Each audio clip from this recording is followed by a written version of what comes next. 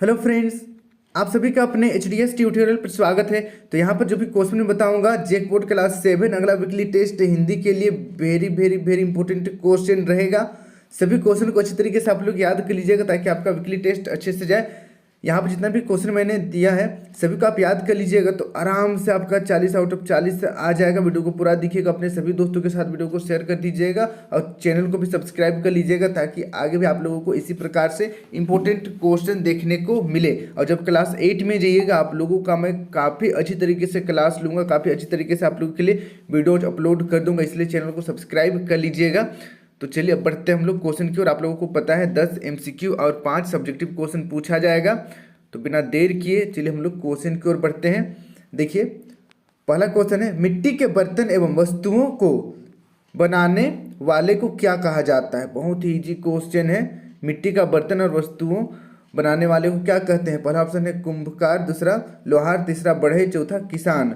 तो इसका सही आंसर हो जाएगा ऑप्शन नंबर पहला, कुंभकार कहते हैं। क्या कहते हैं? कुंभकार कहते हैं, कुम्हार कहते हैं जो मिट्टी के बर्तन बनाता है। फिर देखिए नेक्स्ट अगला सेकेंड नंबर, फिर उठती है माटी की लौ, पाठ के लेखक कौन है। तो पाठ के लेखक बहुत इंपॉर्टेंट है, पूरा किताब का पाठ का लेखक नाम याद कर लीजिएगा, कवि का भी नाम याद कर लीजिएगा, हिंदी और इंग्लिश दोनों सब्जेक्ट का। फिर देखिए पहला ऑप्शन देखते हैं हम लोग, देवेंद्र कुमार, दूसरा अरुण कमल, तीसरा प्रयाग शुक्ल और चौथा राधा कृष्णन। तो इसका सही आंसर हो जाएगा ऑप्शन नंबर तीसरा प्रयाग शुक्ल। ठीक है, प्रयाग शुक्ल फिर उठती है माटी की लौ के लेखक हैं।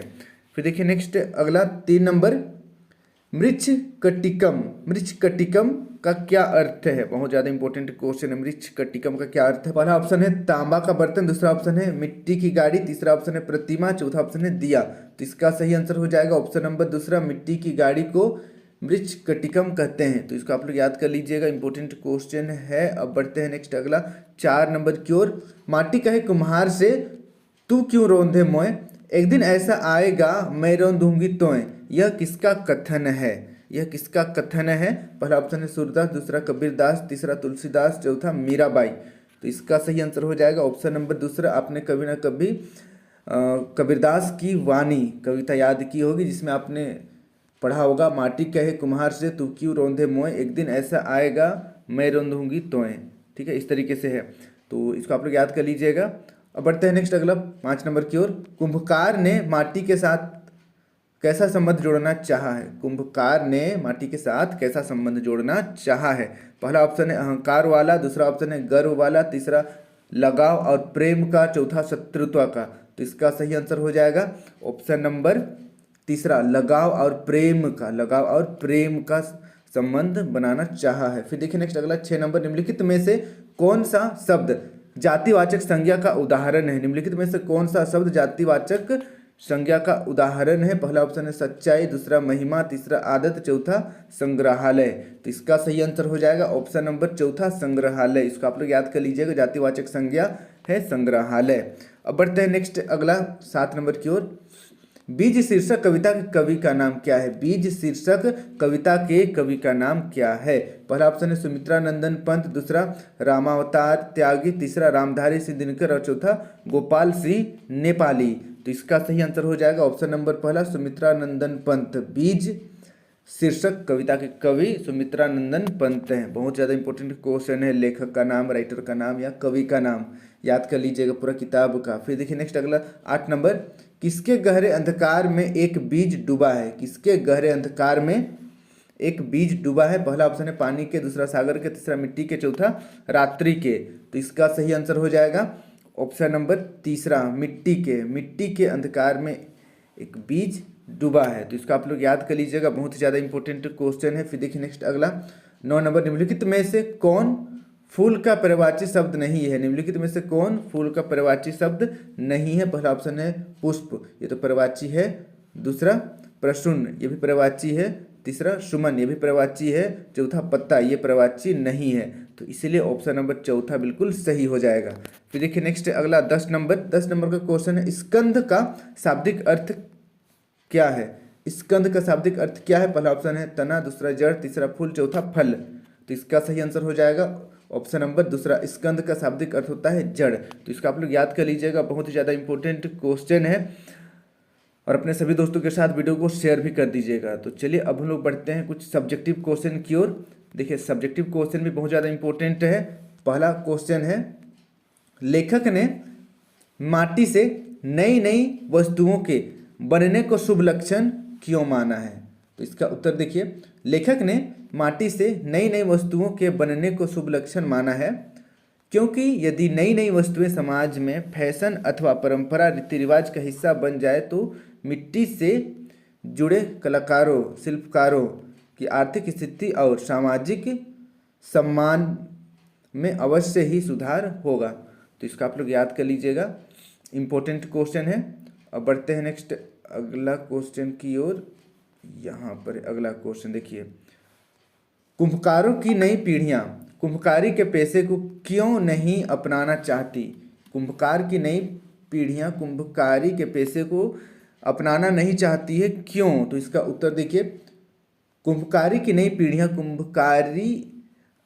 कुम्भकारियों की नई पीढ़ियाँ कुम्भकारी के पेशे को इसलिए नहीं अपनाना चाहती है कि इस पेशे में विशेष लाभ नहीं होता। मिट्टी के बर्तनों और मिट्टी से बनाई गई चीज़ों की कीमतें बढ़ी तो है, बहुत ज़्यादा नहीं। इस पेशे के लोगों की हालत बदतर नहीं भी तो जहाँ के तहाँ ही है। तो इसका आप लोग याद कर लीजिएगा, इम्पोर्टेंट क्वेश्चन है। आजकल कुम्भकारों का स्थिति बहुत खराब है, इसीलिए कुम्भकारी पेशे लोग छोड़ते जा रहे हैं। अब बढ़ते हैं नेक्स्ट अगला क्वेश्चन की ओर। देखिए अगला मोस्ट इम्पोर्टेंट क्वेश्चन है, विशेषण किसे कहते हैं? विशेषण किसे कहते हैं? विशेषण किसे कहते हैं? विशेषण किसे कहते हैं या विशेषण की परिभाषा लिखें। तो इसका उत्तर देखिए, जो शब्द संज्ञा या सर्वनाम की विशेषता, गुण, दोष, आकार, परिणाम, संख्या बताते हैं उन्हें विशेषण कहते हैं। या सिंपल में लिखिएगा, जो शब्द संज्ञा या सर्वनाम की विशेषता बताते हैं उन्हें विशेषण कहते हैं। और उदाहरण देना बहुत जरूरी है, जैसे मैं ठंडा पानी पीता हूँ, तो यहाँ पर ठंडा विशेषण है। फिर देखिए नेक्स्ट, इस कमरे में 10 आदमी है, तो यहाँ पर 10 विशेषण है। फिर देखिए गिलास में थोड़ा दूध है, तो यहाँ पर जो थोड़ा लिखा हुआ है ये विशेषण है। तो इसका आप लोग याद कर लीजिएगा, बहुत ज़्यादा इंपॉर्टेंट क्वेश्चन है। और अपने सभी दोस्तों के साथ वीडियो को शेयर भी कर दीजिएगा। अब लोग बढ़ते हैं नेक्स्ट अगला क्वेश्चन की ओर। देखिए, पाठ के अनुसार बीज में क्या क्या है? पाठ के अनुसार बीज में क्या क्या है?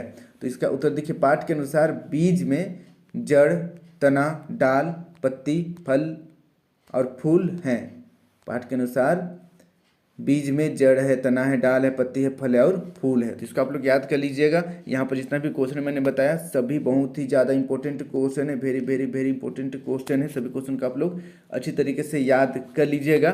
और यदि आप कंप्यूटर में इंटरेस्टेड हैं, कंप्यूटर सीखना चाहते हैं, तो आप एक यूट्यूब चैनल को सब्सक्राइब कर सकते हैं, जिसका लिंक मेरे डिस्क्रिप्शन में मिल जाएगा आपको।